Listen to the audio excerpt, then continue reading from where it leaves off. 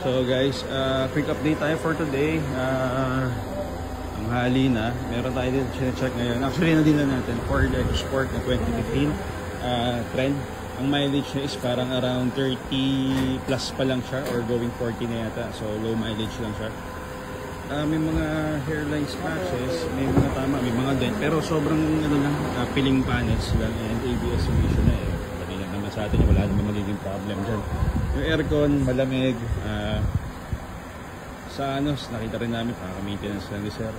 This past few months parang ganun. So, ayan. Na-test drive na rin, okay naman. Walang issues. Again, Ford EcoSport 2015 na trend. Winning blue yata siya. So, mamaya, iyan pa natin. Ikutan natin mamaya, medyo masigit lang kasi dito. So, quick review lang tayo ng loob. Kaya mabilis lang, sobrang bilis lang to. Sorry.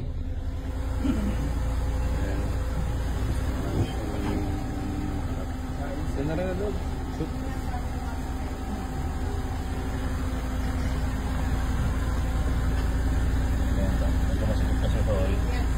So naligaw pa kami, inuwi na natin after ng pagkatagal-tagal na paghihintay natin dun sa nag-iisang document na kailangan natin. So yun guys, hindi tayo nag-take chance sa mga ganyan.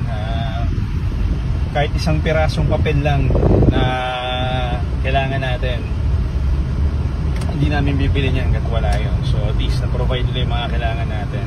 Ang ganda yung unit, low mileage, alaga, minimal scratches lang, may bubong kaya preserve yung paint, maganda siya. Tapos aircon, malamig, yun nga lang yung mga gulong expired na, so kasama rin yan sa papalitan. So again guys, Ford EcoSport na 2015 trend, automatic transmission. So pwede nyo i-reserve yan, pwede nyo puntahan, test drive nyo, pero project car pa natin yan. Okay guys, maraming salamat, uwi na natin. Then mamaya pag uwi sa garahe, ikutan natin, although marami ng beses nyo na nakita yan EcoSport na yan or mga ibang model, pare-pares lang yan, pero syempre kung ito mismong tipo ng unit, mas maganda maikutan pa rin natin para makita nyo yung actual condition nya. Pero overall, pati yung loob, kita nyo naman sa preview sa kanina, habang sinecheck namin, maganda na yung loob nya, pero papagandahin pa natin yan. Okay, maraming salamat.